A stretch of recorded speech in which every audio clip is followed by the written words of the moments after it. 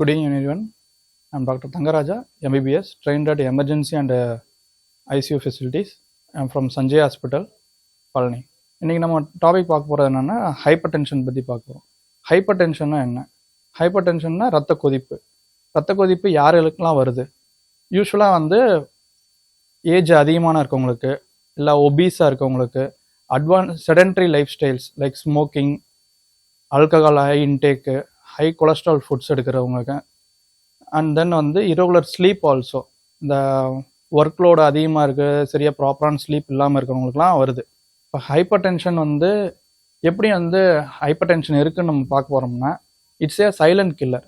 எப்படியுமே தெரியாது. நம்ம வந்து இயர்லி ஆகட்டும், இல்லை 6 months ஒன்ஸு, இந்த ஏஜ் அதிகமாகும்போது மந்த்லியாக வந்து ஒரு பிளட் ப்ரெஷர் வந்து பார்க்கணும். அது வந்து ஒன்லி பை ரெக்கார்டிங்கில் தான் மட்டும்தான் வந்து கண்டுபிடிக்க முடியும்.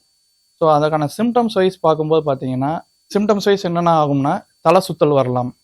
ஸோ அது வந்து மார்னிங் ஹெட்டேக் இருக்கும், மார்னிங் ஹாஸ்பிட்டல் ஹெட்டேக், இதெல்லாம் பின்மண்டியில் வந்து ஹெட்டேக் இருக்க மேனிக்கு இருக்கும், தலை சுத்தல்.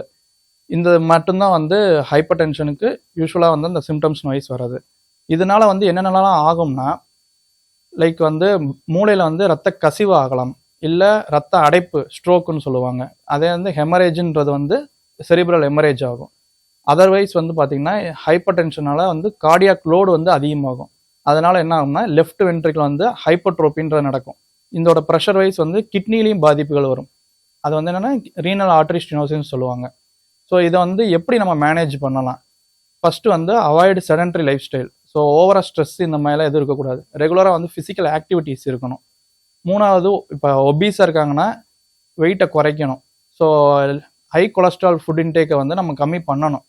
அதுக்கு தகுந்த மாதிரி எடுத்துக்கணும். லைக் ஃப்ரூட்ஸ் அண்ட் வெஜிடபிள்ஸ் இந்த மாதிரிலாம் அதிகமாக எடுத்துக்கணும். ஸோ அதுக்கு மீறி வந்து கண்ட்ரோல் பண்ணுறதுக்கு anti hypertensive medicines, that's all.